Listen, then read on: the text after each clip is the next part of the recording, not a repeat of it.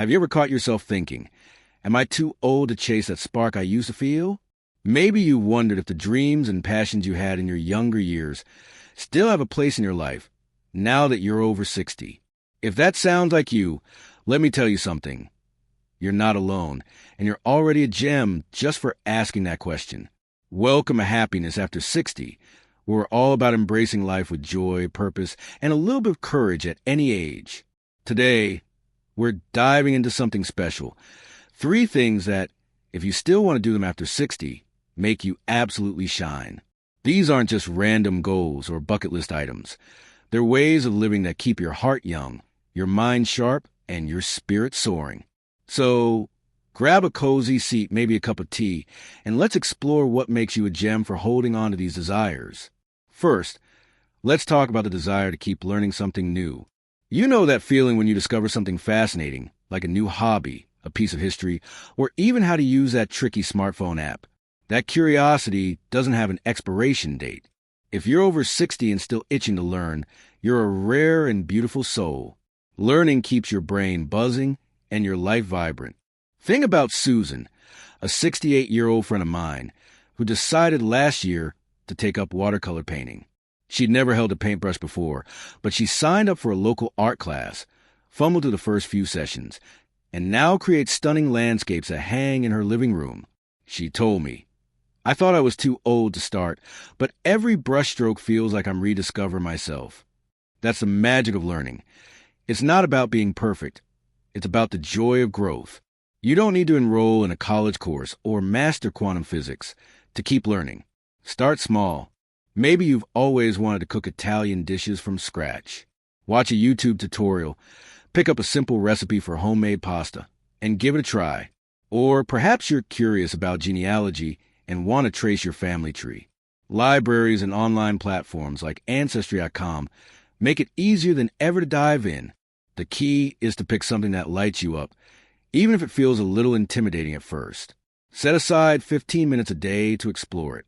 You'll be amazed at how those small moments add up. Susan's paintings didn't happen overnight. She practiced, laughed at her mistakes, and kept going. That's what makes learning after 60 so special. You're doing it for you, not for a grade or a promotion.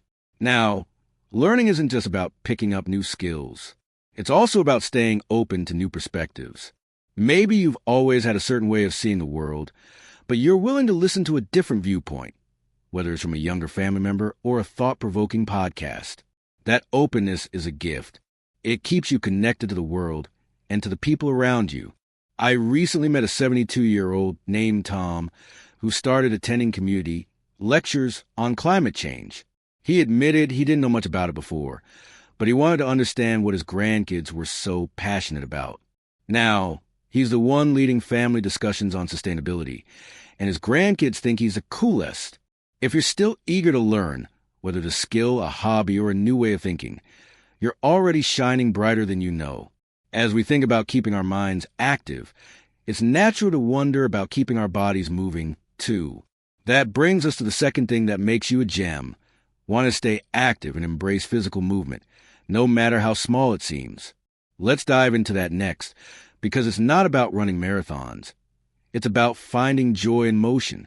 Staying active after 60 isn't about chasing the body you had at 30 or trying to keep up with fitness influencers on social media. It's about moving in a way that feels good and keeps you strong enough to enjoy the life you love. If you're someone who still wants to get up, stretch, walk, or even dance a little, you're a gem for that. Physical activity is like a love letter to your body, saying, I'm here and I want to keep going. Take Linda, a 65-year-old who started joining a local walking group after her doctor suggested she add more movement to her routine. At first, she could only manage 10 minutes before feeling winded, but she stuck with it, chatting with friends along the way. Now, she walks 30 minutes most days, feels stronger, and says a fresh air lifts her mood like nothing else. Her secret? She didn't aim for perfection. She just kept showing up. You don't need a gym membership or fancy equipment to stay active. Start where you are. If you love gardening, spend 20 minutes tending to your flowers or veggies. That's movement. If you enjoy music, put on your favorite song and sway or shimmy around the living room. Even chair exercises can make a big difference. There are tons of free videos online designed for seniors, focusing on gentle stretches or strength-building moves. The goal is to find something you enjoy, because that's what keeps you coming back. Consistency beats intensity every time. Aim for 10 to 15 minutes a day, and if you miss a day, don't sweat it. Just pick it up again tomorrow. Linda's walking group became a highlight of her week, not just for the exercise, but for the laughter and stories shared along the way. Movement also does wonders for your mind and spirit. Studies show that even light activity, like a short walk, can boost your mood and sharpen your focus. I remember talking to a 70-year-old named George who started doing yoga after his wife dragged him to a class. He grumbled at first, but now he swears by the way it eases his stiff joints and calms his mind. He even jokes that he's more flexible now than he was at 40. If you're still eager to move your body, whether to stroll, a dance, or a stretch, you're honoring your health and your happiness. That desire to stay active is a spark that keeps you glowing. As we celebrate moving our bodies, it's hard not to think about what fuels that energy, the connections we nurture with others. That's where the third thing comes in, and it's a beautiful one to explore next. If you still want to build and cherish relationships after 60, you're truly a gem. Life can get busy, and sometimes it's tempting to let connections slip. Maybe you think you're too old to make new friends, or that reaching out isn't worth the effort. But if you feel that pull to stay connected, to share stories, or to show up for the people in your life, that's a gift that lights up the world. Relationships are the heartbeat of a happy life, especially as we age. They give us laughter, support, and a sense of belonging. I met a 67-year-old named Margaret who moved to a new town after retiring. Instead of staying home, she joined a book club at her local library. At first, she felt shy, but she kept going, sharing her thoughts on novels and listening to others. Now, those book club friends are her weekly coffee buddies, and she says they've made her new town feel like home. Building relationships doesn't always mean making new friends, though that's wonderful. It can also mean deepening the bonds you already have. Call an old friend you haven't spoken to in a while, or invite your neighbor over for a chat. Small gestures go a long way. You could even write a letter to a family member, sharing a memory, or just saying you're thinking of them. If you're comfortable with technology, try a video call to see their smiling face. The beauty of connection is that it doesn't require grand plans, just a willingness to show up. Margaret's book club started with one small step, saying yes to an invitation. That's all it takes to open the door to new friendships or rekindle old ones. Connection also means being there for your community. Volunteering is a powerful way to stay engaged. Maybe you could help at a local food bank, read to kids at the library, or share your skills with a community group. These acts of giving back don't just help others, they fill your heart, too. I know a 74-year-old named Robert who started teaching woodworking to teens at community center. He thought he'd be the one teaching, but he says the kids' energy and creativity teach him just as much.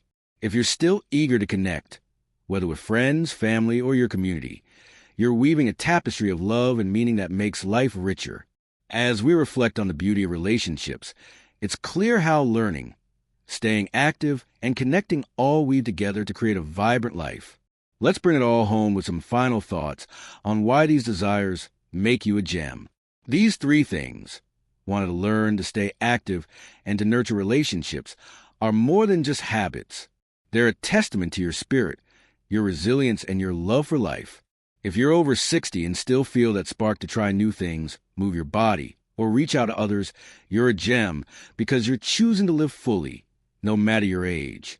Think about how these desires work together. Learning keeps your mind sharp, so you have more to share with the people you love. Staying active gives you the energy to show up for those relationships and explore new experiences. And those connections? They remind you why it's all worth it. The laughter, the stories, the feeling of being seen and valued. Let's make it practical. Try this. Pick one small step for each of these areas this week. Maybe sign up for a free online course on something fun, like photography or history. Take a 10-minute walk around your neighborhood, noticing the flowers or the way the light hits the trees. And reach out to someone. Send a text, make a call, or invite them for a coffee. These aren't huge changes, but they're powerful. They're the kind of steps that Susan, Linda, Margaret, and Robert took, and look at how their lives have bloomed. You don't have to do it all at once. Just start where you are and let the momentum carry you. What I love about these three things is that they're not about being perfect or proving anything to anyone. They're about you, your joy, your health, your heart. Every time you learn something new, take a step, or share a moment with someone, you're saying yes to life. That's what makes you shine. I'd love to hear from you in the comments. What's one thing you still want to do, learn, or share after 60? Your stories inspire all of us, so don't be shy. And if you enjoyed this video, please give a thumbs up and hit that subscribe button to join our Happiness After 60 family. We're here to keep the spark alive together. Here's to living with joy, moving with purpose, and loving with an open heart. You're a gem, and the world is brighter because of you. See you in the next video.